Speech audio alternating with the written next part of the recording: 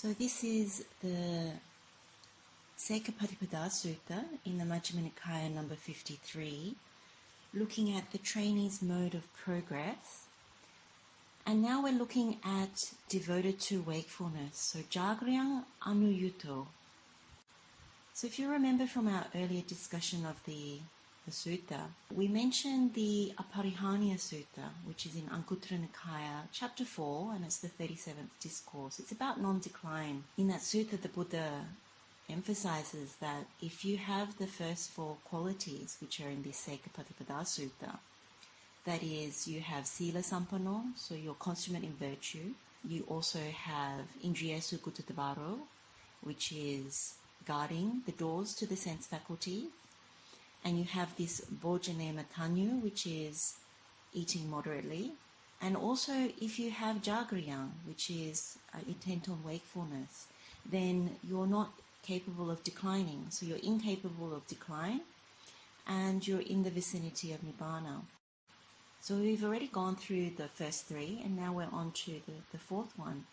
And as you can see, as you start to develop these foundational qualities, they're very suitable or conducive to developing the trainee path, because you're actually purifying one's physical conduct, one's verbal conduct, one's mental conduct, and you're also developing foundations that enable you to have the supports for the path, the supports in terms of coming to right view, but also in order to maintain a certain level of purity, and that aids concentration and the other parts to the Noble Eightfold Path.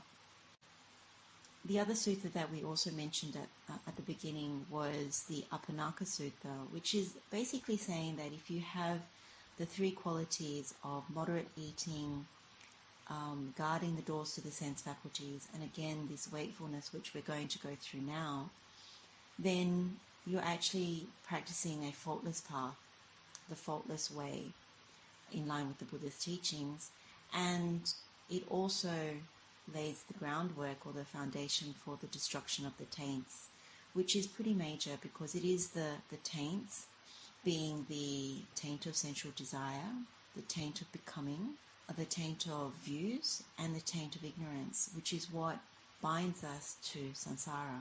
It's good to have at the forefront of our mind, as we look at jagriyaṃ, wakefulness, that developing these qualities, we're in the vicinity of nibbana, we're practicing a faultless method, and we're laying the groundwork for the destruction of the taints. And in that way, we're incapable of decline. So if we encourage ourselves to develop in a gradual way, depending on our circumstances and our lifestyles, then at least we know we're heading in the right direction. So let's look at the translation of jagriyaṃ anuyuto. So jagriyaṃ, if you translate that to English, it basically means keeping awake. So one is watchful, and there's a sense of wakefulness. It could also mean keeping vigil. So you can see it's another way of saying vigilance. And I suppose that when you say keeping vigil, it's in the sense of being quite cautious. Cautious to what? Well, cautious to the dangers that are likely to befall one if you are striving towards this path. And when you combine it with anuyuto, jagriyaṃ anuyuto, then what it's saying is one is engaged in keeping awake, one is applying oneself to being watchful or vigilant. So there's a sense of alertness, wakefulness to jagriyaṃ. So the question we ask ourselves is, what makes a trainee accomplished in wakefulness, in jagriyaṃ? And if we go directly back to the Sekha-patipada Sutta and Venerable Ānanda's words, then what he says in the sutta is, a disciple of the noble ones, sitting and pacing back and forth, cleanses his mind of any qualities that would hold the mind in check. So like we've done before in the other parts of this sutta, we'll look at some of the key words. So it says sitting and pacing back and forth. So when it uses like the term sitting and then pacing back and forth, what it's actually saying is that there's a changing of postures when wakefulness declines. And this could happen when you finish a meal, or the middle of the day after you've gone through a whole half of the day and you start to feel weary. It could also be in the early hours of the evening or late into the evening, depending on what you're doing. It could also happen as one is sitting in meditation and different perceptions come to the mind, and suddenly, there's a heaviness in the body or a drowsiness, dullness in the mind that comes over you. So those are examples of when that happens, and what Venerable Ānanda is saying is you change postures. Eating meals are a good example, particularly of the link to eating in moderation, because if you overeat or you actually indulge in too much food, then what happens is you really do start to see how the body gets quite heavy, particularly with the digestion process. And we did mention that when we were going through bhojane, mattaññū, eating in moderation. And so this lethargy comes to the body and then invades the mind, because you start to feel quite dull. There is drowsiness that comes, or even sleepiness.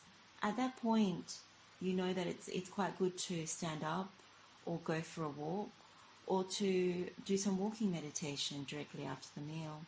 As we said before, it's good to not go with the feeling of wanting to lie down initially, but to wait and do something else, like changing the posture into one of an active posture, not one of recline and then going with that feeling.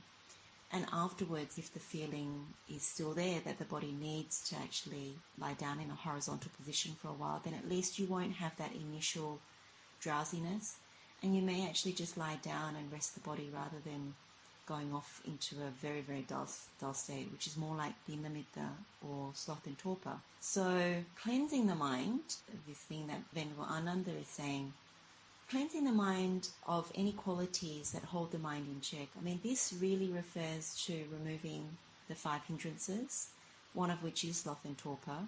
When you cleanse the mind, it doesn't mean you just observe the mind and allow it to be there, or allow it to simply pass if it does happen to pass. In all cases, the Buddha emphasizes active application of his medicines, and it's not that things easily pass. If you actually investigate, what actually happens is it can get worse.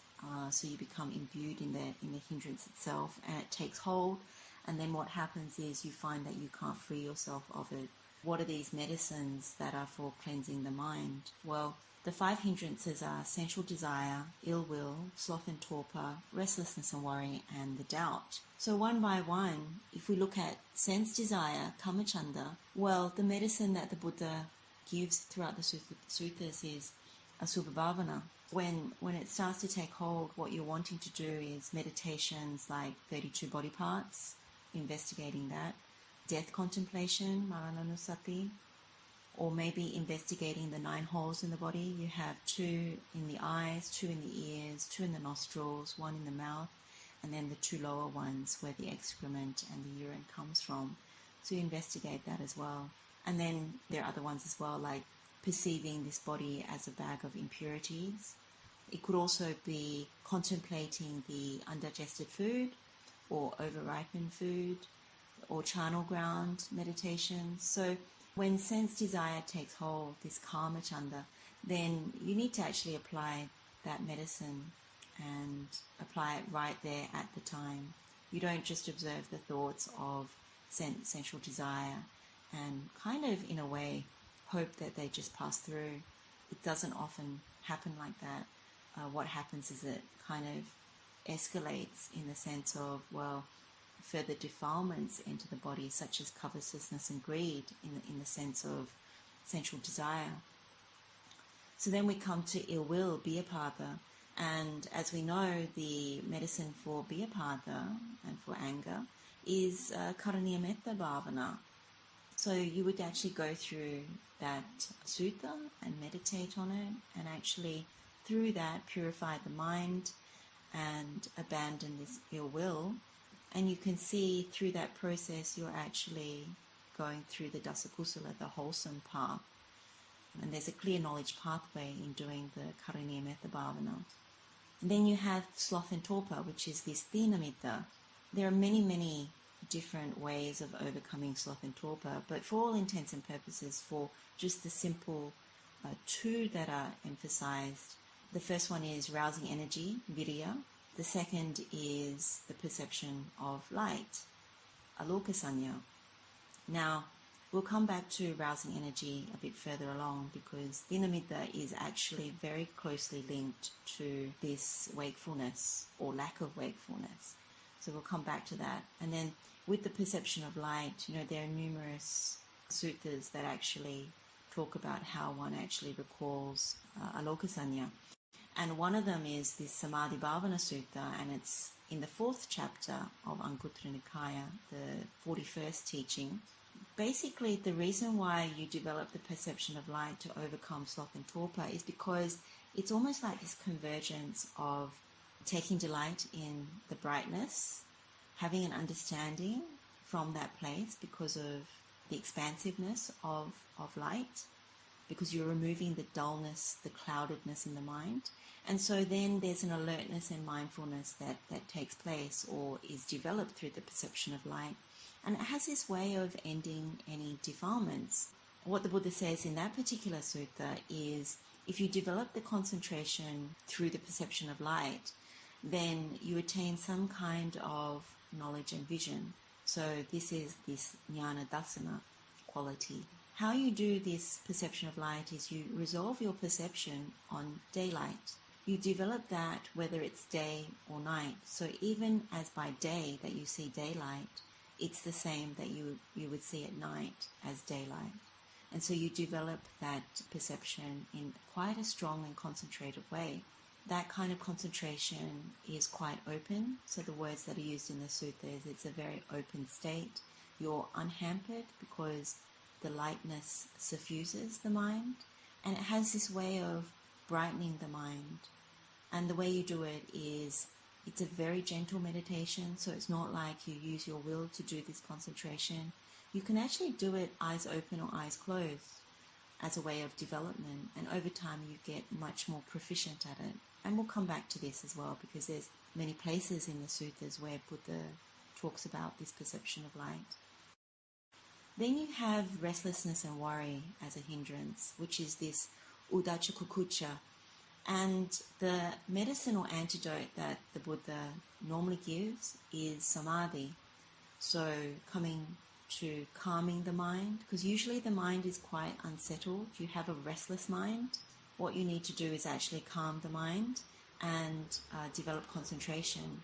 Normally what helps is saccadhitthana, which is a determination for truth. And what this really is a quick way of doing it. I mean, there's many ways of calming the mind, but the quickest way of doing it is to contemplate the First Noble Truth of suffering. Really what this saccadhitthana, this first determination of truth, is really understanding that everything that is constructed is actually dukkha. And this is the fact that when you are born, you are subject to old age, sickness and death. And everything around jatipi is dukkha. Everything around jara is dukkha. Everything around maranam is dukkha. And so we construct everything around this very faulty state. And so when you take in everything that is constructed, from views to perceptions to thoughts around these things, what you find is, to use a modern term, it's all fake news. It's all fake stuff that we're focusing on as we go through samsara. And so when you truly do see that, when you investigate through meditation, and then you develop the path in daily life, and it converges, what you see is you actually are willing to do this determination for truth, which is saying Nibbana is the only truth. Everything else is constructed, everything else is dukkha. But you don't just blindly believe it. You actually do need to do the knowledge pathway meditations in order to truly realize that for oneself. And then a lot of the Buddha's path becomes very clear, including such things such as this, why we need to develop wakefulness. It becomes a whole lot clearer why it's supportive to the path. A lot of the path unfolds in a more straightforward manner, I would say, from direct realization or wisdom, when you really see it for yourself.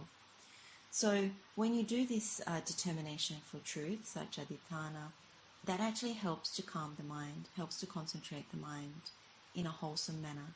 And again, you don't just observe worry or restlessness, particularly restlessness. These thoughts don't go away just by observing. You actually need to actively meditate to generate samadhi and to calm the unsettled mind.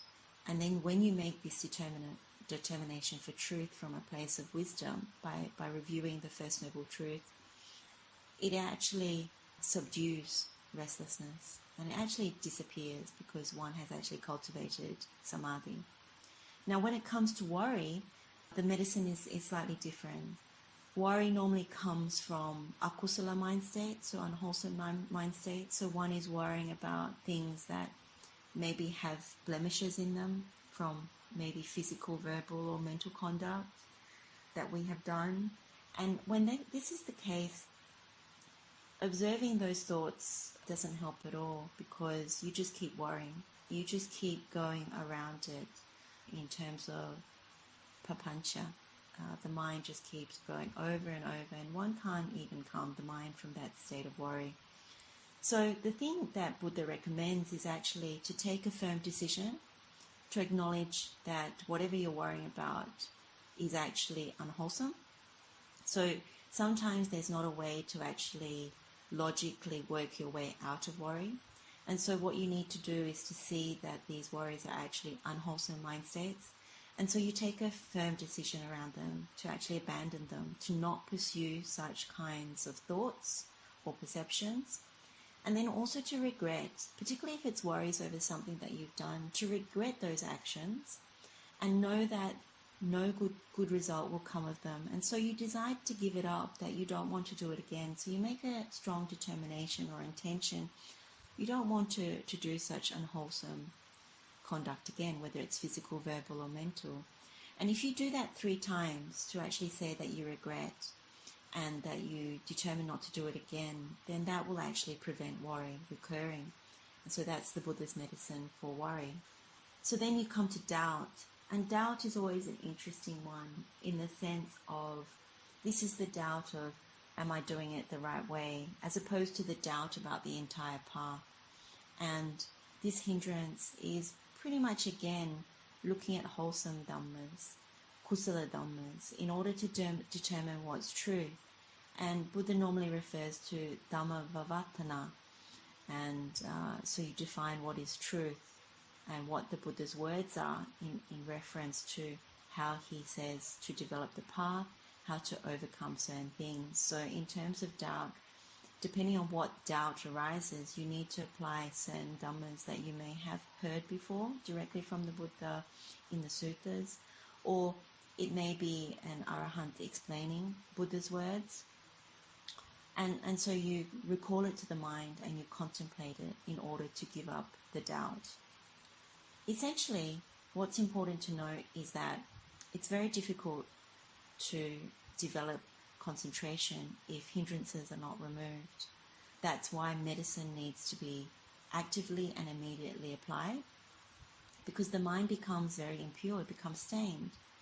When it becomes stained, it's very much like what we know of Vatupama Sutta, Anumana Sutta, Saleka Sutta. You have these stains in the mind, and all these suttas, these teachings basically say to you, you can't concentrate the mind easily when the mind is so dirty. And you have to actively remove them. And most of the time it's admitting that they are there first, and then you can apply certain medicine, or you can actually make a determination to abandon them. When the 5 hindrances particularly are not removed, then it's very difficult to develop jhanas. People normally ask, why can't I develop these higher mental states of concentration where you go into these absorptions that people talk about? And usually it's because the foundation for where your mind is, it's not being prepared. So it's not being prepared from a sila perspective with virtue. It's not being prepared in terms of how one hasn't used the security guard to secure the mind, so it's been allowed to roam freely. So there's a lot of things that it's taken in through the sense doors. and the mind has settled in the wrong place, or there is no moderation in eating, and so one has become imbued with heaviness in the body and dullness in the mind, which is a hindrance. And so in terms of wakefulness, there is no wakefulness. It's almost like you have all the odds against you in terms of being able to develop the jhanas. So if you think of these first four qualities of Sekha-patipada, what it's telling you is, if you want to get to the 4 jhanas, which is at the end of the 15 charana dhammas, there's a knowledge pathway here that the Sekha-patipada is giving. You are laying the foundation in order to develop the jhanas. It's as simple as that. That if you do the work, if you actively start to develop the path in this way, then jhanas are just the natural outcome. It's not that you have to actually do them. They are the natural result of this process. The Avijja Sutta, which is in the 10th chapter, it's the 61st discourse in that chapter. This sutta actually, in its knowledge pathway, says that hindrances are the proximate cause for ignorance. So if you want to develop more ignorance, you want to breed more hindrances. So we don't recommend that. This is not Buddha's teaching, but he explicitly tells you how we are developing more ignorance, and it's really this knowledge pathway that leads to breeding or being imbued with hindrances. Then what you're doing is developing more ignorance. And the opposite of that is when you develop bhojangas. Now, bhojangas are developed through the jhanas, and so when you develop the bhojangas, which is the factors of enlightenment, then you're no longer developing ignorance. Instead, you're actually developing jnana vimukti, which is the freedom and knowledge pathway. So that's also good to know. Also, if you allow hindrances to take hold, so if you don't cleanse, as Venerable Ānanda is saying, when they come to the mind, then you're weakening the wisdom that you may have already realized. And you also weaken the wisdom that you're hoping to develop to realize, like true Dhamma, Sadhamma. And so you're not able to develop jnana dasana, which is the perfect knowledge and vision that arahants and the different path and fruit realize. You're obstructed from that. And that's emphasized when you read the Avarana Sutta, which is in Anguttara Nikaya, chapter 5, discourse number 51. It basically says you weaken wisdom because it makes it difficult to realize true Dhamma, and this is the true Dhamma that's realized by noble ones through perfect knowledge and vision.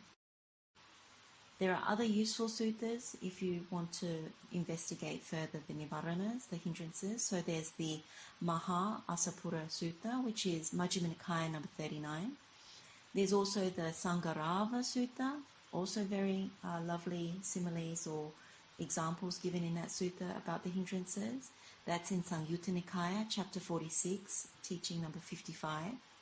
There's also the Vammika Sutta, which is Majjhima Nikaya number 23. It refers to the nivaranas as the strainer, so very useful to look at that.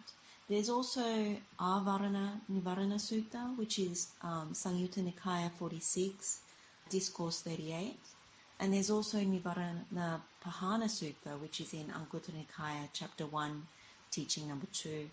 Now, there's many more than that because the Buddha and the Arahants talk about the hindrances a lot because they're such a problem for all of us.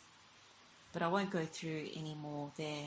Investigate for yourselves these suttas and have a look. So then we go back to the Sekha-paṭipadā Sutta and Venerable Ānanda's words. So he says, during the first watch of the night, which is just till 10 p.m., sitting and pacing back and forth, one cleanses his mind of any qualities that would hold the mind in check. During the second watch of the night, 10 p.m. to 2 a.m., reclining on his right side, he takes up the lion's posture, one foot placed on top of the other. Mindful, alert, with his mind set on getting up, either as soon as he awakens or at a particular time.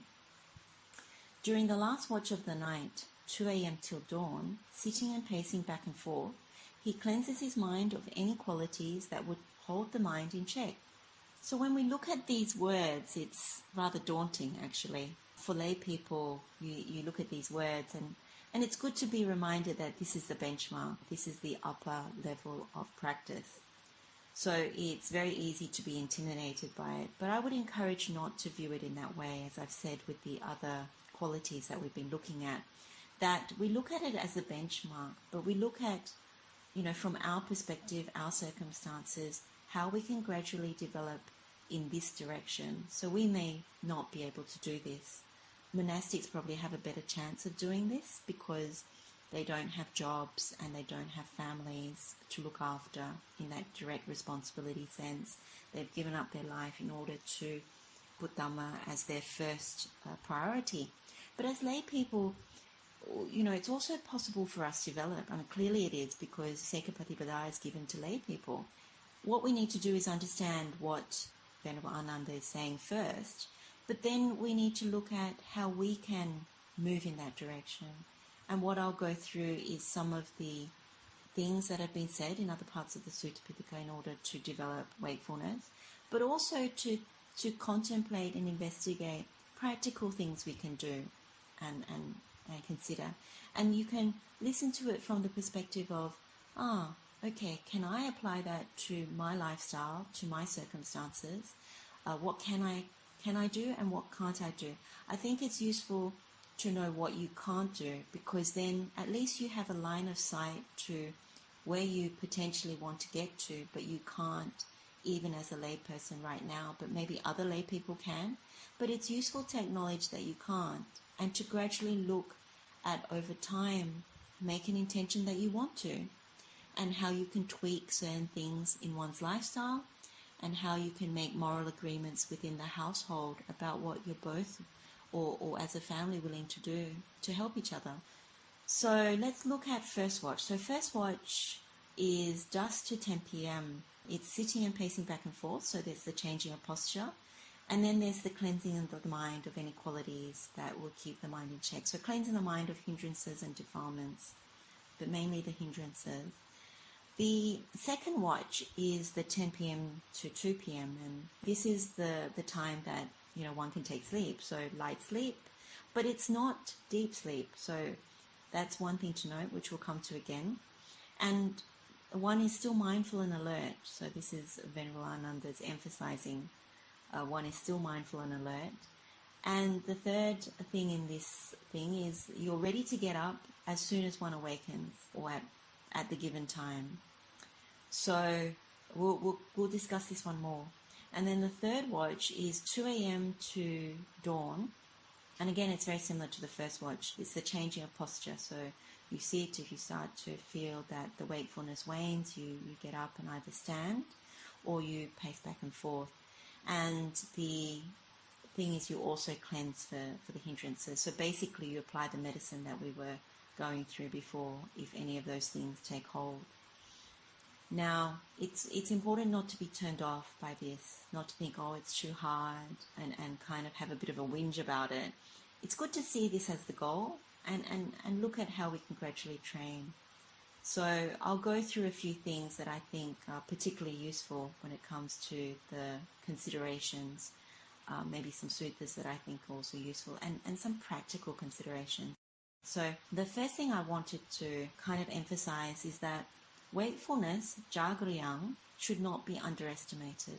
Because if you look at Buddha's words, and there's one particular saying of the Buddha, and it's in the Itivuttaka, it's number 47. It's the Jagriyang Sutta, so the sayings or his words on wakefulness. I'll read out that sutta because it's very clear. What he says is, a monk should be wakeful. He should abide mindful, attentive, mentally composed, very glad, bright, and there, at the suitable time, cultivate wholesome Dhamma. If one does so, one of two fruits can be expected. Perfect knowledge, which refers to arahantship, in this present existence, or, if still dependent on existence, i.e. certain fuel for life through the aggregates, the skandhas, then the state of non-returning. So the reason why I say wakefulness should not be underestimated, because if a monk or even a lay person practices wakefulness and is really wakeful, then the Buddha is saying that one has the right kind of mind state in order to realize this Dhamma, to either become an arahant in this life or realize anagami. So that's no small feat. It's really, really powerful statement from the Buddha. Now, lay people have a lot more things in their lives than monastics, so it's more apparent that a monastic would get there faster, whereas a lay person probably has to refine and probably over time gradually come to a lifestyle that is suitable for being wakeful. And you'll understand why when I go through the next few things. But it is possible. You can kind of see that if you realize through wisdom why wakefulness is important, that you would gradually arrange your life into a particular way or plan for it in order to have these things in place, and then one can be wakeful even at home. But if certain things are not in place, then it is quite challenging. That needs to be admitted. So there's a few more things, but it's good to initially understand that wakefulness is not to be underestimated. It's actually quite key, both to what the Buddha says is in terms of what you can realize in this life, but also to the development of this Sekha-pa, this trainee's mode of progress. The other area, there's a few areas that I wanted to look at. There's three. So the first one is few duties, projects or responsibilities. The second is moderation in eating, which we covered before. And then the moderation in sleep and right effort. So 4 things in particular. So I'll start with having few duties, projects or responsibilities. Now, it's often stated as important that in order to be vigilant or wakeful, having fewer duties is actually supportive of that. Now, when you have less duties and responsibilities, i.e. less activity, basically you're less weighed down, your day is less full, you're less weighed down with worldly concerns, because most of our duties and responsibilities have this connection to the world. They're very worldly, whether it's running errands, looking after our families, going to work, dealing with the news of the world, dealing with the impingement of the world, basically. And so, it makes you quite tired. That's one thing. And it also makes you quite heavy in the mind. The mind is filled with things. You think about mental checklists, mental responsibilities, mental reminders. So that's not very conducive to being wakeful or vigilant in the sense of Dhamma. It's actually more on the samsaric side that one gets weighed down by. Also, you need more fuel in order to undertake your duties. So from a food perspective, to run this engine, this body, one needs more food. And also on the side of being tired and weighed down with duties, you use food as a mechanism for relieving the dukkha that you experience by being so busy. And out of dukkha, you take this antidote, and one can often overeat or overindulge in sense desires, out of distraction, or take other distractions such as sports or TV, or you can see how one would unrestrain the sense doors. Because there is dukkha, you normally turn to things that we've turned to before, rather than the antidotes or the medicine that Buddha gives. That's our go-to scenario. And when that's the case, then you can see that if you do things like that, sloth and torpor normally takes hold and wakefulness diminishes. There are suttas where the Buddha actually confirms the link. There is the Dukkha-akupa Sutta, which is in the Anguttara Nikaya. It's in chapter 5, and it's the 96th teaching. And with this teaching, it's basically talking about how you can make your practice quite unshakable. And there are 5 factors that will help you to realize that through the practice of anapanasati. So I don't want to focus on anapanasati here, but I want to focus on the 5 factors that the Buddha raises. Because this applies to any kind of meditation, really, that if you have the wrong supports, then you won't be able to develop the path properly. You won't be able to release the mind in the right way. And so the first one of the 5 factors is one of few duties. I'll read the words actually, that's probably better. It says, one of few duties and projects, easy to support, easily contented with the requisites of life. That's the first factor. What it's saying, it's a bit like caraṇasampanno Sutta. Caraṇasampanno Sutta encourages few duties, being easy to support, being easily contented. Apakiccocha, suborocha, salahukavuti. Those are the Pali words. And clearly it's a good factor to be endowed with, because one, when you have few duties, all those things that I was mentioning before don't inflict their pain on you. And one also becomes easy to support and easily contented. It's like that simplicity of life rather than complexity, that whatever you're able to get through your work, whatever you already have, you just use quite carefully. And whatever people give you when you go visit their home, that's good enough. And you don't aspire to compete with your neighbours and have the keeping up with the Joneses mindset and try to do those sorts of things. So that one is one of the factors. The second factor is eating only a little, committed to not indulging through your stomach. That's the second factor. The third factor is a person not having very much drowsiness or torpor. The fourth one is committed to wakefulness. So wakefulness is one of those factors. And the fifth one is someone of much learning, that you retain what you've heard of the Dhamma, you store it, and you reflect on it in your mind, and then the mind is able to release. So you can see these 5 factors, they're really in line with the Sekha-paṭipadā Sutta. And you can see where even what we're talking about being one of few duties, how it is also very supportive. And of course wakefulness is there, and bhojane mattaññū, moderation is in eating is also there, and also not having much torpor or drowsiness is also there, so not having that hindrance. So you can see the links between all of these factors to support the path. There's one other sutta I wanted to mention, which is the Parihana Sutta. It's about decline. It's in Anguttara Nikaya number 8, and it's the 79th Discourse.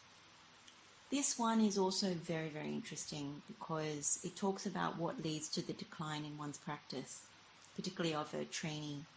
And in the case of this sutta, it was a trainee mendicant, a trainee bhikkhu. And there are 8 things, and you'll be interested to note that Indriyesu Kuttadavaro is in there. So when you don't guard the sense doors that's there. When you eat too much, that's also there. But then there are also 6 other qualities. So the caraṇasampanno, which is too much activity. So it's a bit like having too many duties and responsibilities, too much activity. Caraṇasampanno. There's also bāsaramata, which is too much useless talk. There's also nidaramata, so too much sleep. There's also saṅga-nikaramata, so associating with too much company, always wanting to be around people, always wanting to be busy with people. And then there's the samsa-garamata. Samsa-garamata, yeah. So that's you relish intimacy or closeness. And then the last one is papancharamata, which is you just indulge in thoughts, mental proliferation. So good to note that of the Sekha-paṭipadā qualities, the one about guarding the doors to the sense faculties is there, bhojane mattaññū is there, and then all these other qualities that lend themselves to hindrances are there, and sleep is one of them, and activity. So very useful sutta to contemplate why this leads to decline. We go on to moderation in eating. We've covered this before, but when you overeat, as we've said before, it's difficult to stay awake. It's difficult to be alert. So that's why we don't want to overeat. Likewise, you tend to head towards hindrances when you overeat. The body and the mind becomes quite heavy and drowsy, quite lethargic, not much energy. And therefore, there's a real challenge in rousing energy. If you remember this feeling of when you overeat, say you go for a buffet and you come home, normally the inclination is to sit in a luxurious seat or to go and have a little lie down. Oh, I'll take a little kip. And so at that point, the mind is quite compelled to take that lie down, and it's quite compelled to actually just go off into mindless states. And so when you try at that moment to rouse energy, it is absolutely one of the worst times to rouse energy, because you've basically drugged the body. It's trying to digest and process the food, and the mind is not far behind that. So you then fall prey to hindrances and defilements. The concoction is quite clear. And even if you contemplate arising from sleep after overeating, you don't usually feel very good after that kind of sleep, because it's not a good sleep. The body's been quite busy trying to digest the food. And so what you'll notice is the mind is quite blurred, it's quite dull, and the body is still quite heavy because it's done so much work in trying to process and digest the food. So it's not a particularly good sleep either. The best kind of sleep is normally when there is nothing in the body, it's being processed, and it's in the early hours of the morning where it gets its best sleep. And that's probably why the second watch is where Venerable Ānanda was saying you take this light sleep and it's mindful and alert. And so you don't need much, but you actually can get up feeling quite alert. So moderation in sleep is a real problem, and so we'll have a little look at that. Clearly, Venerable Ānanda advises for sleep to be taken sparingly. We're not meant to indulge in sleep, and the Buddha says that one who is fond of sleep, as well as fond of activity, fond of useless talk, fond of restlessness, the Buddha actually says that that person cannot attain Nibbana. Quite a shocking statement when you think about it, but it makes sense. If you want to indulge in activity, keep busy all the time, if you want to have endless chatter about all sorts of things, and particularly not about Dhamma, which is Dhamma being the truth, and if you're constantly restless, which means that you're fidgeting and likely want to go and do something, and you love your sleep, then how can that be conducive for the Noble Eightfold Path? Of course not. It's actually more conducive to coming back to samsara.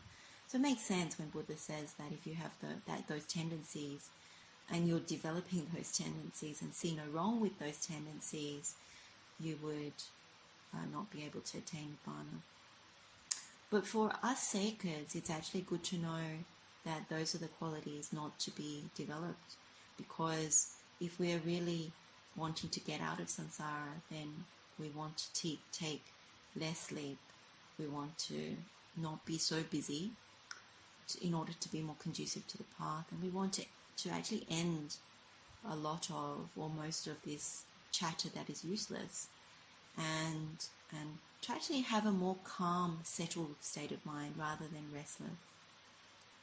So sleep, particularly long and deep sleep, it means that we are no longer alert, we are no longer taking vigil, and basically long and deep sleep normally means there are dreams or disturbances that take hold in the mind. And as we've said before, hindrances and defilements can enter the mind at that moment and take hold. And sloth and torpor, you basically don't want to come out of sleep. So in essence, when the alarm goes off or when you wake up, there's that feeling like, oh, hit the snooze button. And you won't have that quality that Venerable Ānanda is saying, that you immediately will get up out of the bed once you awaken. No, you will hit the snooze button and want the mind to continue back into sleep. And so you don't have that quality. And really, you can see that you need to develop it. It's not something that you can just, at some point in time, it will just happen. No, you actually have to make an intention towards it. As with most things, you have to make an intention. If you want to give up keeping busy, if you want to give up overeating, if you want to give up moderation, you have to actually have an intention towards it. Then you make a plan. How can I literally do this? And literally you can't do it overnight. You have to gradually reduce. A bit like Buddha's advice to King Kosala in the Dhammapada Sutta, when we're talking about bhojane mattaññū, you gradually reduce. You can't do it all straight away. And over time, you can actually come to a place where, in King Kosala's example, he managed to slim down because he reduced over time. And so with all of these things, even with sleep, it's not a case of, okay, I'm just going to be taking 4 hours of sleep or 6 hours of sleep just like that if you normally take 8, 9, 10 hours of sleep. It has to be this process of, okay, I'm going to be able to take 1 hour less, or I'm not going to take that afternoon nap, or I'm going to make a determination to not hit the snooze button 6 times, 3 times, or even once. So you gradually reduce and you see how it goes. So clearly sleep is not recommended by the Buddha, particularly deep sleep and particularly lots of sleep. There's a little thing in the Dhammapada that I came across that was quite visual when you look at the words of the Buddha, and it was about elephants. Buddha was talking about Nagavaka, which is this whole part about elephants, but there was one paragraph, and I think it was Dhammapada 325, the Buddha was saying that when you eat too much, as in you're practicing gluttony, and when you like the state of drowsiness, torpor, then it's literally like sleeping and rolling around, lying about, and it's like a fat pig or a fat hog, and so all you do is you keep nourishing on fodder, on food. And so you become this foolish person, and this foolish person, what is their outcome? They keep coming back to the womb again and again. So that's what awaits you. So if you're someone, and you do hear about people, I just love to eat and sleep. Haven't we heard that before in the world? I just love eating and sleeping. That's the best part of my day. I just live to eat and sleep. Well, this person, the Buddha calls a foolish one, who will be bound to come back into the mother's womb, samsara, over and over again. One will not have even good destination, basically bad destination. And Buddha likens you, or that kind of person, to a fattened pig who keeps eating and eating. Quite shocking, really, when you hear Buddha's words like that.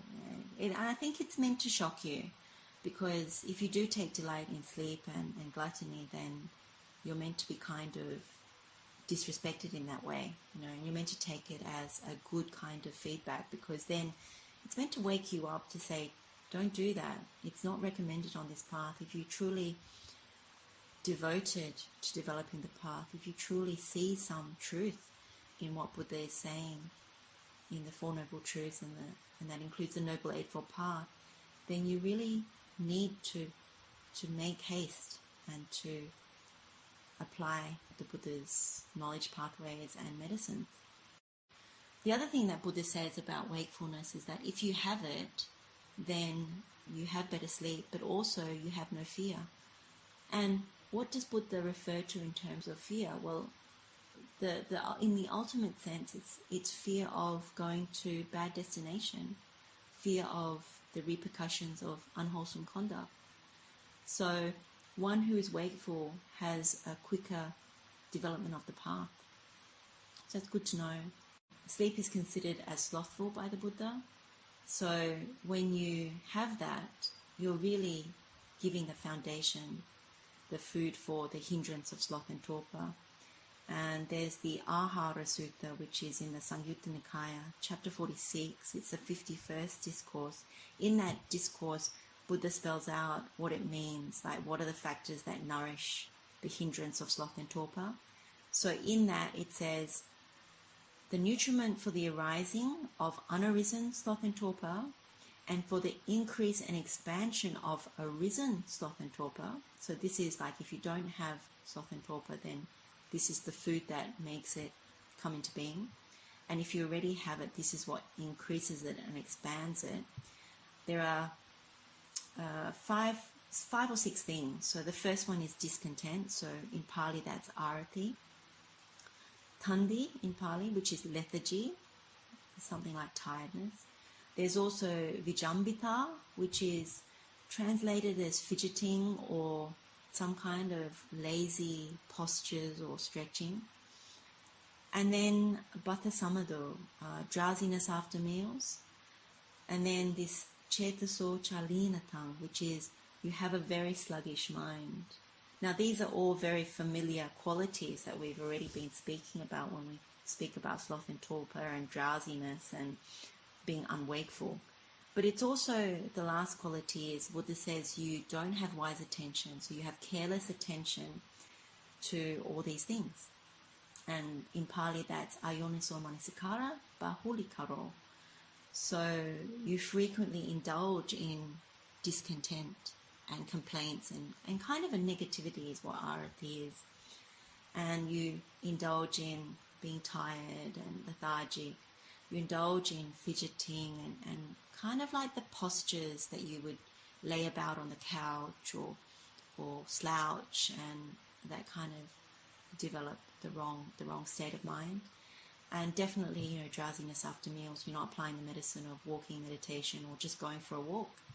And sluggishness of mind, you just allow this drowsiness to take hold, this lethargy.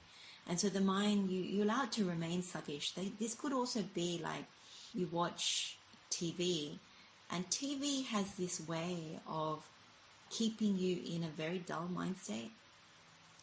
And so you continue to create that habit of doing it. Or even certain other things that you take in through the senses, certain smells, certain tastes, certain sounds. You might listen to certain music that just keeps you in a particular mind state, which is this sluggish mind. That's where it's good to investigate, where Buddha says these are the inputs to sloth and torpor, and sustaining and expanding sloth and torpor. It's good to know. And so when you know that, you need to explore, where is it for me? What is it in my lifestyle that supports that? Because if you are doing these things, maybe take a look at one or two that you can start reducing. So not fully giving up if you can't do it, but just reducing, or testing out whether it's true for that kind of music, that kind of programming. If you think about TV, they talk about TV programming.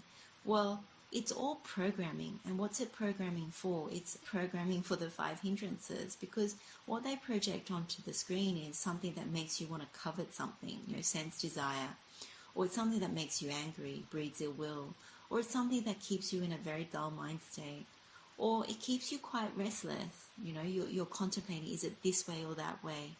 Is this politics good or is that politics good? Is this way of making something good or is that way of making something good? Is this the truth about health, that particular ideology, or another one? Is this diet better than another diet? So whatever they project onto the TV screen or through internet media, it's actually keeping you in hindrances.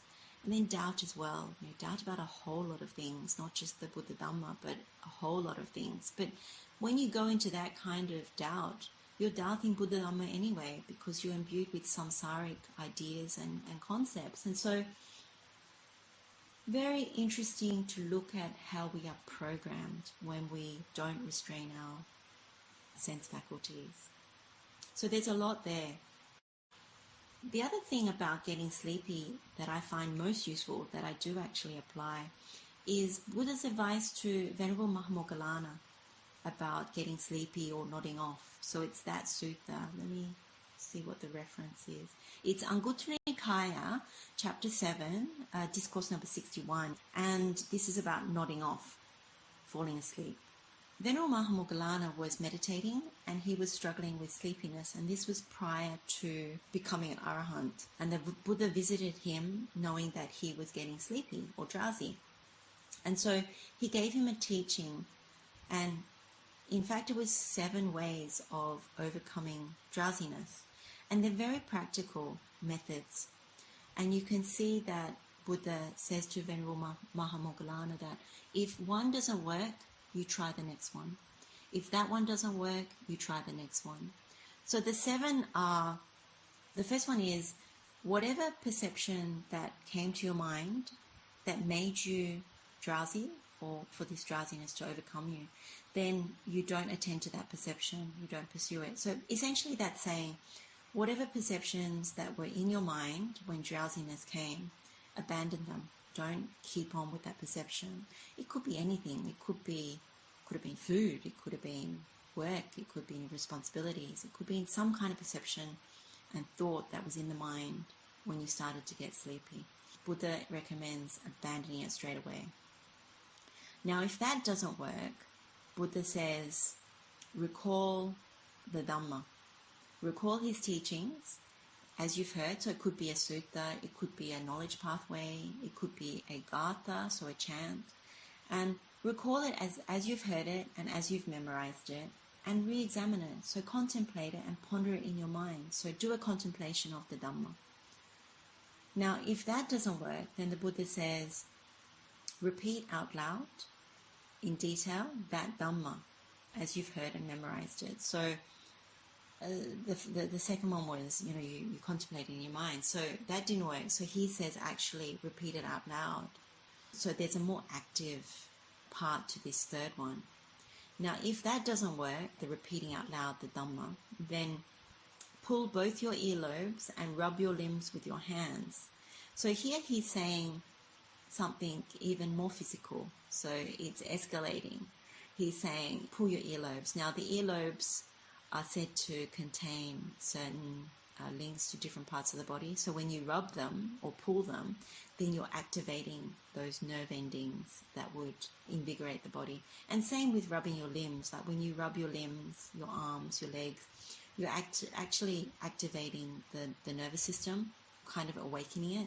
So that's probably why Buddha is saying it. But other than that, it's also something more active to actually awaken you. Now, if that doesn't work, then what Buddha says is to get up from your seat and go and wash your eyes out. Look in all directions, like in a broad sense, not to latch onto anything, but just to kind of roll your eyes around to kind of wake up after washing them out. And that should work. And then if that doesn't work, the sixth one is to attend to the perception of light. So we covered that before. So it's basically that resolving on the perception of daylight, and you make it, you develop the perception of light to the extent that even during the day, that kind of daylight, you're able to perceive at night. And then you have quite a broad mind state. And in many ways, once you start developing it, you actually recognize it as a very brightened mind state. The difference between sloth and torpor and, say, samadhi is that sloth and torpor, it's very dull and very clouded. And it may seem spacious at times and may seem broad, but there's no wisdom in it. I think that's the difference. Whereas samadhi has a brightened mind, a very light mind. There's a very distinct quality when you check the state of the nimitta and the state of samadhi, particularly sama samadhi and with the bhojangas activated. The mind is very expansive, it's very luminous, and at the same time it comes from a place of wisdom, wakefulness. There are people who go into samadhi, and not necessarily sama samadhi, because concentration was there before the Buddha, but they haven't activated the enlightenment factors through the jhanas. And so they actually, although they're in samadhi and there may be no thoughts, it's a very dull mind state. There may not be full wisdom available to the person doing that kind of meditation. So the perception of light can be a useful activation for actually having more brightness. And the last one, so if the perception of light does not work and you still feel sleepy, then the Buddha says, perceive what's in front and behind you, so you have gotten up, and set a distance for walking meditation, basically. Do the walking meditation not taking in the characteristics of what's around you, but just allow the mind to gently rest inwardly and do the walking meditation. So that's the seventh one. So very practical advice for overcoming drowsiness and being able to stay wakeful. The other one that I wanted to quickly cover was right effort. So if you remember when I talked about the hindrances, rousing energy, similar to right effort, is really important. So what is right effort? So samavayama. This is the active process of maintaining wakefulness, generating and maintaining wakefulness. You need this kind of arousing energy, this right kind of effort, because it's really about skillful and unskillful states. Because unskillful states mean that you're heading towards the path of ignorance, whereas wholesome states lend themselves to developing the path towards jnana vimukti, the knowledge and liberation, that which helps you to develop path and fruit. Right effort, samavayama, if you recall, is about if there are no unarisen akusala states, so the unskillful, unwholesome states, then you want to prevent them, the non-arising of them. And if they are there, so if they have arisen, unwholesome states have arisen, then you want to immediately abandon them. You don't just go leave them there. You don't just observe them. There's an active component of either simply abandoning them or making an intention or applying some of Buddha's medicine. And then from a skill states perspective, actually actively developing them, cultivating them. And that could be through formal meditation, or it could be through intention, one sila. The fourth one in terms of right effort is if you have developed skillful states, and this includes path and fruit, then you want to protect it, you want to maintain it. And how do you do that? You do it by these qualities that we're looking at in Sekha-paṭipadā Sutta, that part of the trainee's process is protecting and maintaining skillful states. And you do that by sila-sampanno, by cultivating good sila, and also developing higher sila gradually, and by restraining the sense faculties, by having that security guard in place, because you know why you don't want to allow the senses to roam freely. And then it's by moderation in eating and wakefulness. So it's actually quite clear. Buddha also talks about these elements of energy as well, when it comes to thinamitta, when it comes to sloth and torpor. And he spells out pretty much essentially what he's saying is that you want to keep attempting to arouse energy, so the arousing of energy never stops. So even throughout the day, like when you are about to embark on something that is physically unwholesome, will break your sila, you need to actually stop and contemplate, is this the right thing to do? So that's why it's like you keep attempting to check on yourself and arouse energy to go against unwholesome conduct. This applies to physical conduct, verbal conduct, mental conduct. The second thing that he says is to persist, to endure having to overcome unwholesome states. It's not easy because our habitual tendency and why we came back to samsara is out of wrong view, which is an unwholesome mental state. And from that we keep continuing our unwholesome states of killing living beings, taking what's not been given, misusing our senses. So that's the physical conduct. The verbal conduct is we still keep to our habit tendencies of divisive speech, harsh speech, empty speech, and then telling lies, telling untruths. And so, when you keep doing that, you keep cultivating the wrong habits because we've learned it, we've done it before, it seems to be the right thing to do. Then the cycle goes on. And same with ill will and covetousness. If we don't do some of these formal meditations to actually overcome covetousness and ill will, such as caraṇasampanno Sutta or any of these patipadas that Buddha talks about, the painful ways and the pleasing ways, then we will never be able to get out of samsara, never be able to create a pathway that leads to a good destination. And so we need to exert effort. So that's the third element of energy that Buddha talks about, which is we need to keep exerting ourselves and showing courage towards this endeavor. And of course, yoniso manasikara, wise attention, is very important in this, because without wise attention, it falls through the gaps. Yoniso manasikara is such a key thing to the knowledge pathway, because only with yoniso manasikara, the careful attention, wise attention, do we actually start to develop sati sampajanya. Without that, we will keep falling for the perversions of beauty, of pleasure or happiness, of taking it as me and mine, and also thinking things are permanent, that they'll last, when we clearly know in the ultimate sense things really don't last. We're subject to old age, sickness and death.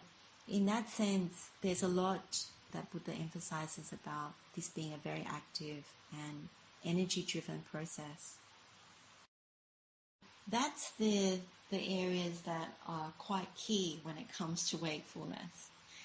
And in our daily lives, there's a lot that we get bogged down with. And so I wanted to just quickly go through practicalities, practical things we can do outside of formal meditation. The thing that I wanted to make a point about is that we want to actually develop this path and fruit. So, sotapanna, stream enterer, there's path and fruit. Sakadagami, once returner, there's path and fruit. Anagami, there's path and fruit. And then arahantship, of course, there's also path and fruit. And so you see there's a development process. We're on a development course. But the course is the same for everyone. There's not one course for sotapanna, one course for anagamis, one course for arahants. Even the practice of one who is already an arahant is the same.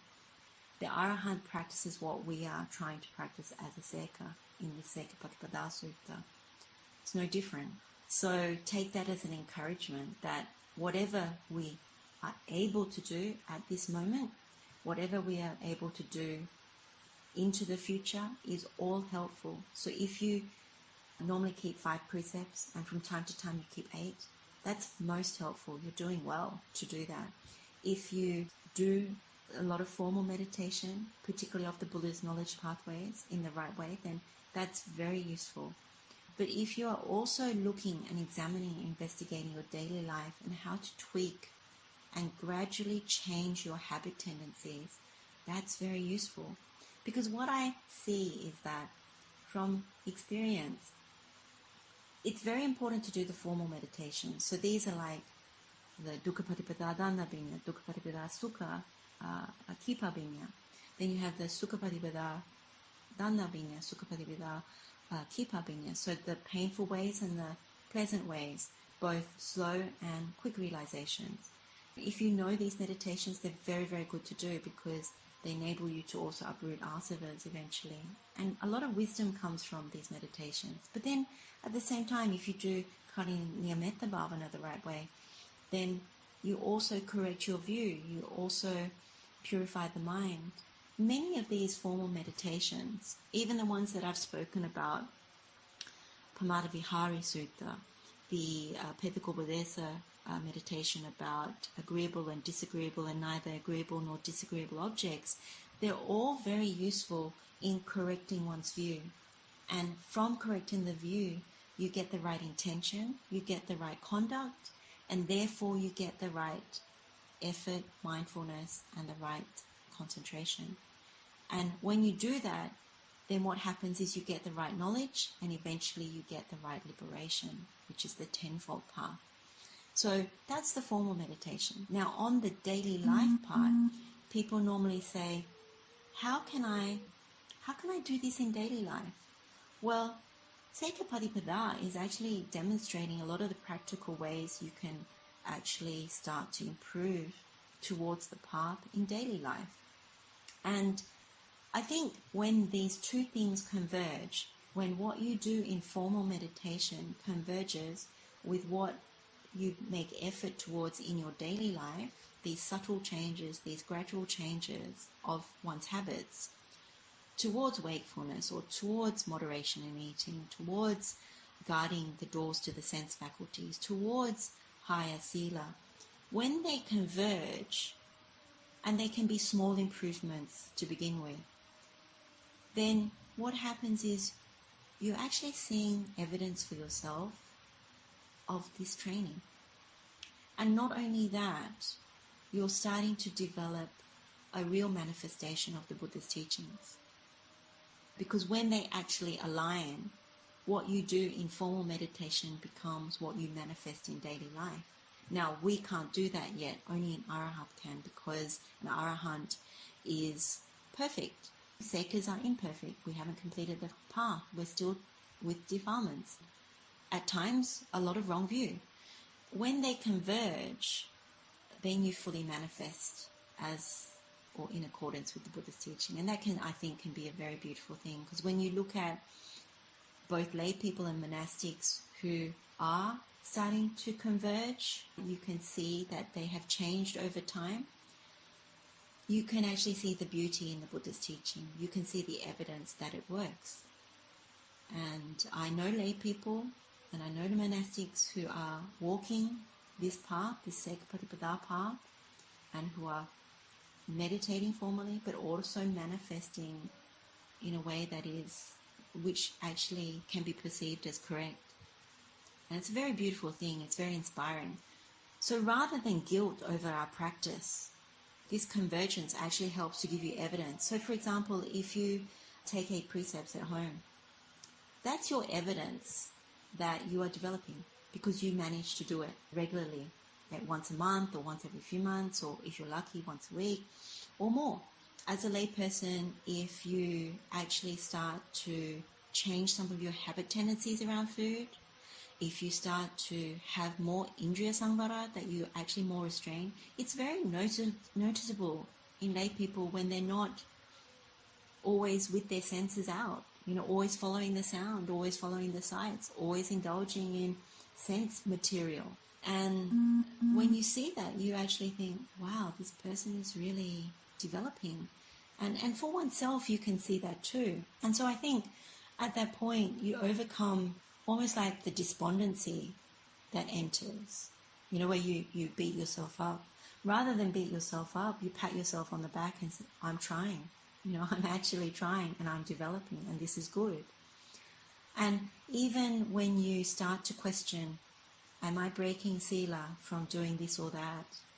That's a sign of someone who is developing the path, because one who doesn't even have that question arise means that you're not learning Dhamma as the Buddha taught, and you're not trying to refine your sila to take it to the next level. So I would be heartened by the fact that when you question and you ask a Dhamma friend, or you ask a teacher, or you check in the suttas, is this what the Buddha means? Am I breaking a precept? That's a sign of development, because in the past maybe we wouldn't have asked that question. So one should be heartened and encouraged by those kinds of changes in how we live, that we question whether we are breaking sila, that we aspire to better sila, that we want to be better examples to our community, that we consider maybe the noble ones are watching us, and would they consider that to be a good thing? Would they condone what we are doing physically, verbally and mentally, depending on where we are having troubles? I think we need to start somewhere, and I think that it's a gradual process. And so when you think about how can I do this in everyday life, when it comes to wakefulness, there's many things we can do. So I'll talk about just some tips, and each person is different. So as I say this, just remember that each person's lifestyle, their circumstances, their family situation, their work situation, their financial situation is different. And so take on board some of these explanations with that in mind, that even though you may not be able to do it now, just know that this may be something you could try in the future. And it's just useful to know. It's useful to admit that your circumstances are not supportive of certain things right now. And maybe if you are inclined that way, then you could make a plan of how you can make that happen. And take small steps. There's nothing wrong with taking small steps, but take at least one step, in that direction. So the first area is what we talked about too much activity, or too much in terms of responsibilities and duties. And alongside that is also too much talk. So I think one of the things in terms of too much activity is planning ahead. When we do things in mundane life, we often schedules and calendars and things. So I would say schedule in pockets of time for quietness, for meditation, and particularly for not doing. Actively plan time for not doing. Now, initially it could be 5-10 minutes. Even that for some people is a lot. Other times it could be half a day, it could be a full day, it could be a weekend where you actually say, I'm not going to do anything that relates to everyday duties and responsibilities, and you've got permission from the people that you live with, or the people you live with are agreeing to do it with you, and you schedule it in. It's also having an intention about wanting to do so. Like, you see the merits of why you don't want to have too much activity, and you make time for it. The other thing to do is in terms of household duties, you finish them off early. It's good not to keep active at night. Don't be, if your circumstances, you can do this, but plan not to be cooking and cleaning and washing and all this sort of stuff late into the night. Make it more that you have more time to wind down earlier. Make agreements within your household to share duties. Sometimes some people take on more, and it's unnecessary. Make commitments, because it's for the betterment of everyone, that everybody has sufficient time to wind down and quiet the mind and do less. Other times you can actually carve out specific time for going on retreats. If you're inclined, then going to monasteries or having practice days at home. Viveka is not just physical solitude. Buddha talks about chitta viveka as well, this solitude one takes in mind. And so you can have days where you have no media days, no TV, no internet. You take a social media holiday, you take an internet holiday, you take a visual object holiday. And so chitta viveka is very, very useful. And then as part of that, you assess, what was it like when I actually took that holiday? How was the mind? Was the mind bright? Was the mind light? Was the mind able to cognize more of Buddha's teaching in an easier manner? And look at how you feel after you commit to reducing your duties and committing towards Dhamma. So it's not about taking time to then go and indulge in sloth and torpor. It's about reducing the time in order to actually have time to reflect on Dhamma, or even to have quietness, not doing. And in terms of too much talk, it's useful to actually give up late night phone calls. You make a kind request to people that you don't talk after a certain time. Sometimes people talk into the very, very late hours of the night. And so when you do that, it makes it very difficult to take the worldly matters out of your mind when you listen to people's problems or you're talking about worldly matters. And so when you go and lie down on the bed, your mind is very active. So you either can't get to sleep, or you have very difficult sleep, unsettled sleep. And that's not very conducive to the path. And you pretty much will hit the snooze button when it goes off, because you don't feel like you had good sleep. It's always good to go to sleep with caraṇasampanno in your mind, because, two of the blessings of caraṇasampanno is that you go to sleep easily and well, and you wake up easily and well, and you're not disturbed by dreams. The same thing applies to studying. If you study, people often think, I need to study for hours and hours and hours, and I'll just keep putting the information in and memorizing it. The truth is that if you have a mind that is bright, that is somewhat quiet and empty, not imbued with worldly matters, more imbued with the truth, then when you do actually sit down and ingest the information that you're studying, you'll find that you can study for less time. And when it comes to recalling and retrieving, even understanding what you're memorizing or studying, it's easier, it's quicker. And so it's quite good to actually study after meditation, not before, or meditate, create a meditation practice so that your studying becomes easier. The other thing you can do in terms of speech is to take a speech holiday. Or if you can't take a speech holiday because you have family commitments and all that sort of thing, reduce or refrain from certain topics, or start to, not everything, but start to reduce, because you know they're troublesome to the mind. And those types of topics are quite apparent. Buddha talks about 27 different kinds of speech that we should refrain from, and that includes politics and heads of state and the police and the armies and gossip and all kinds of things. There's 27 of them. And when you do indulge in that kind of speech, it's normally either divisive, or it's empty, or clearly most of it is untrue in the ultimate sense of Buddha Dhamma. So those are some examples. There are probably more, but there's some there to start with.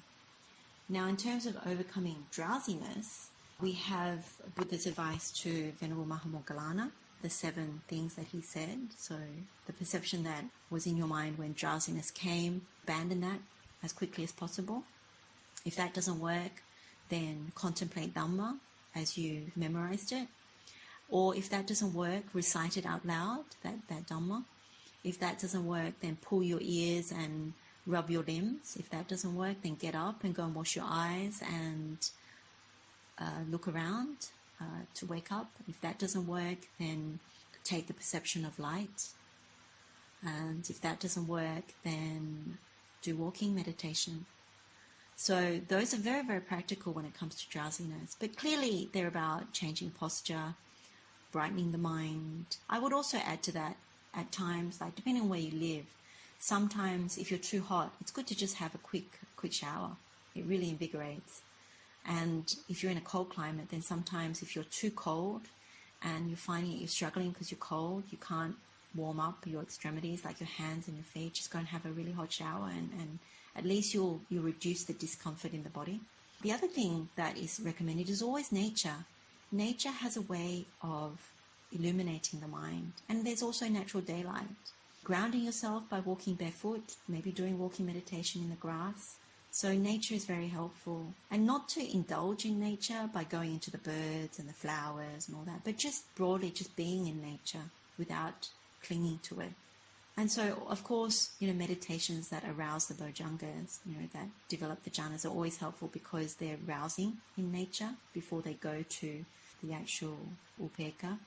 The ones that arouse contemplation of the Dhamma, arouse energy, and also piti, the rapture. They're always very good for overcoming drowsiness.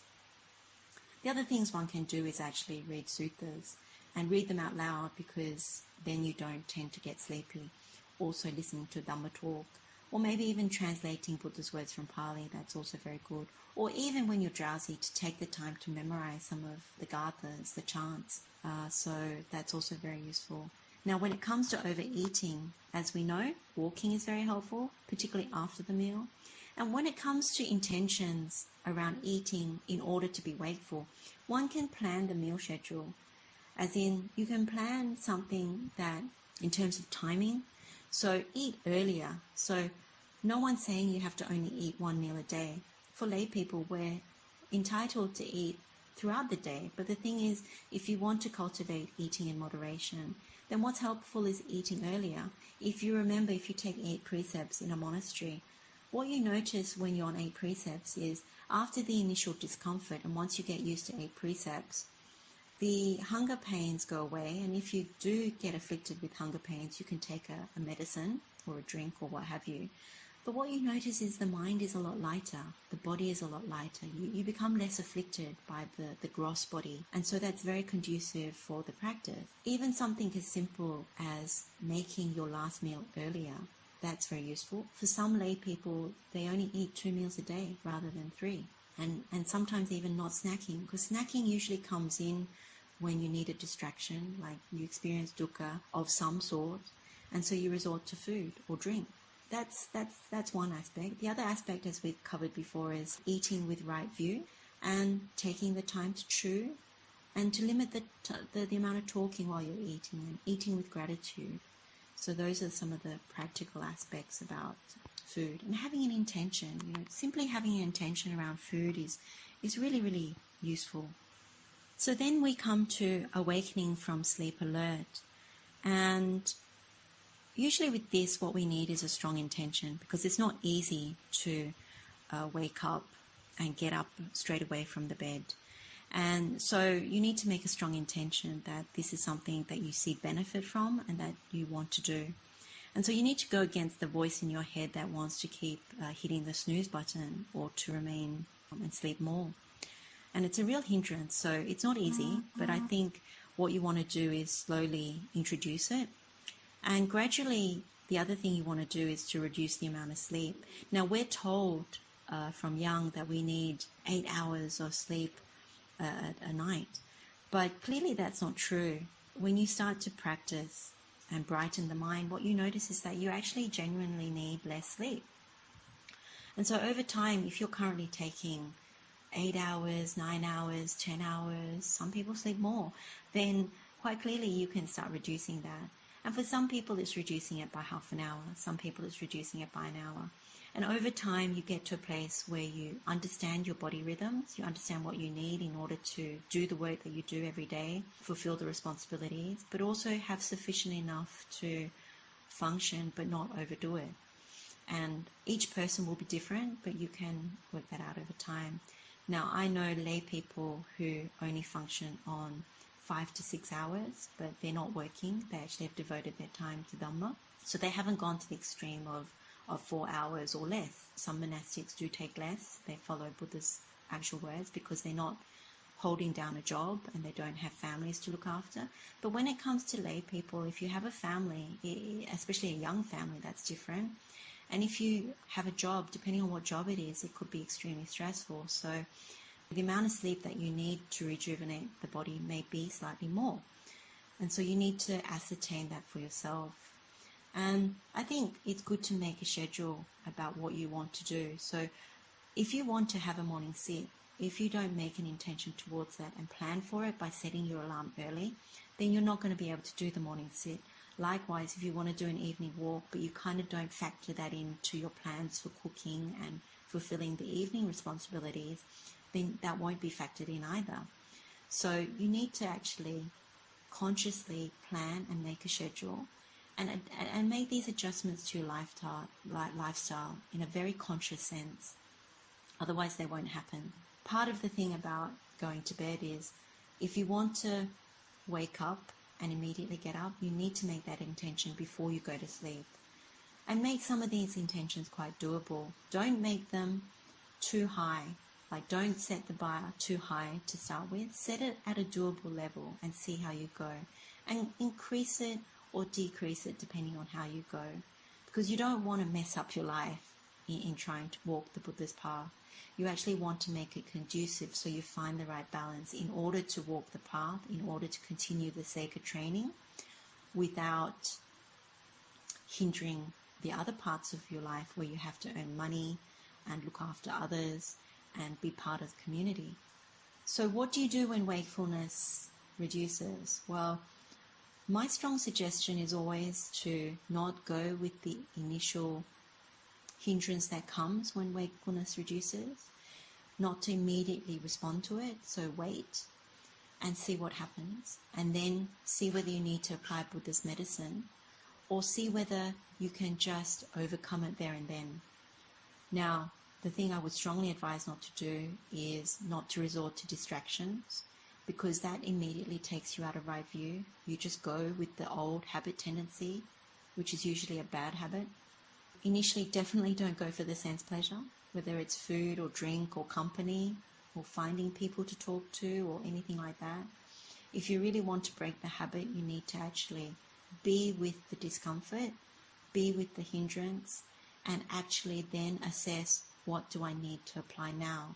What is the best medicine from my toolkit that Buddha has given me, and apply it. And then check where the mind is pasturing for food through the senses. Where's the mind at? Where is it resorting to in the mind? Where is this discursive thinking?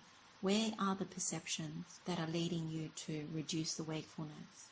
And when you acknowledge that you're indulging in the wrong pasture, the wrong place, that is giving you greedy thoughts or ill will thoughts or cruel thoughts, then you know what you can do from there. But it's only when you don't know and you don't acknowledge that it's unskillful that it will carry on and increase. The other thing to gladden the mind, which also helps when wakefulness reduces, is to recall past generous deeds.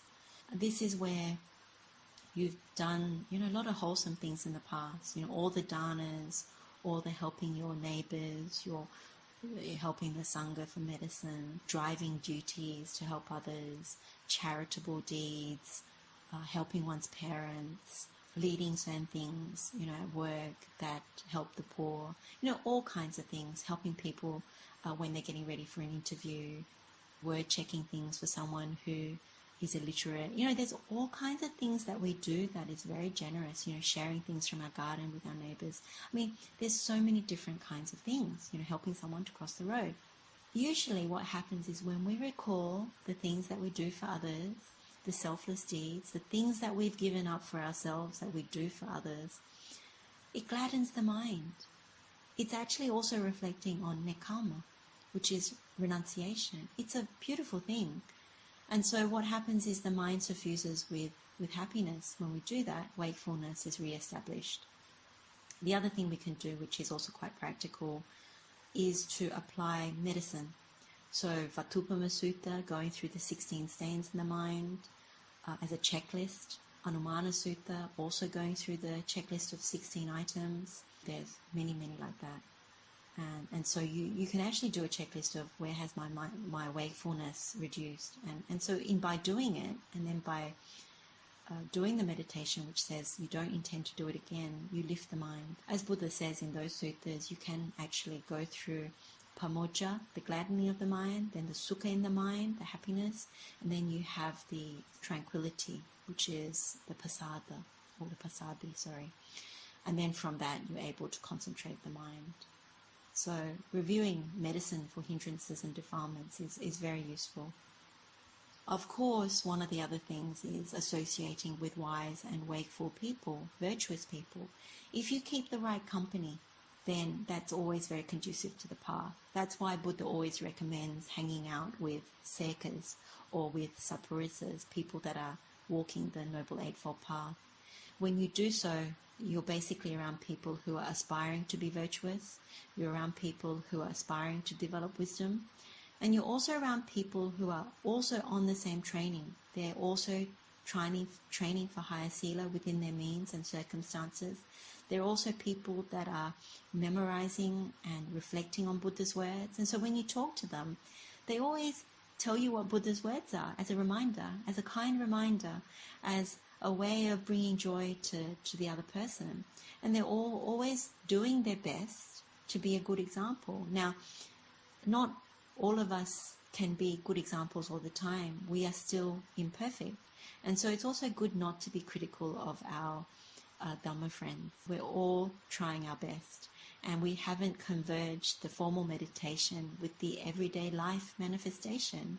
That hasn't happened yet. We're all getting slightly better as we develop the path, but we're not there yet. And so I think we need to exert also some kindness to our friends, because they are good company. As Buddha says, we don't want to be around fools. And there's one particular sutta that comes to mind, which is the Upakilesa Sutta, and you find that in Majjhima Nikaya, number 128.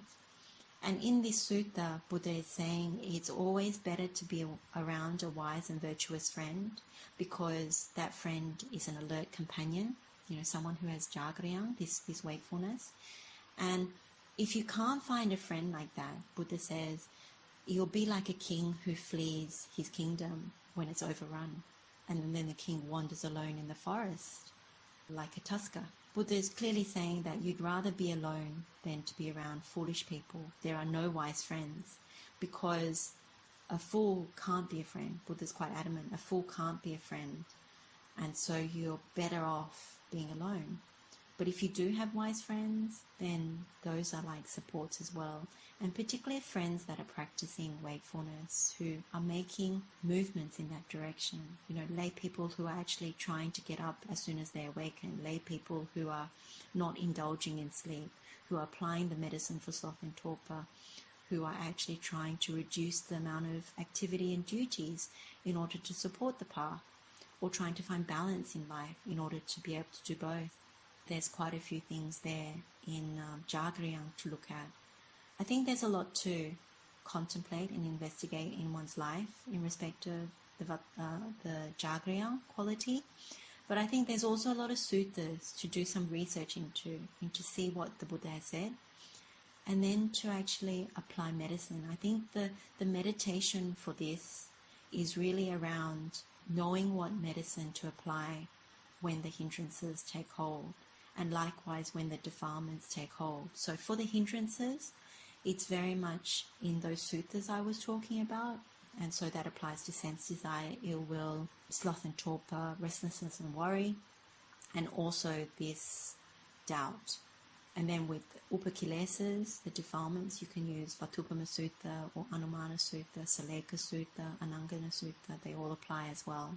You could also do caraṇa Sutta because you do a lot of purifying in that meditation as well for Dasakusala. So yeah, that's also possible. So there you have it. That's what I'll leave it there when it comes to wakefulness and Jagriya. And just know that this is a gradual process, and whatever you can do is a step in the right direction. So we'll end the session here. So let's share the merit with all sentient beings. May all beings be well. May all beings be free from suffering. Blessings of the Triple Gem. Wish you all well. Teruan Saranai.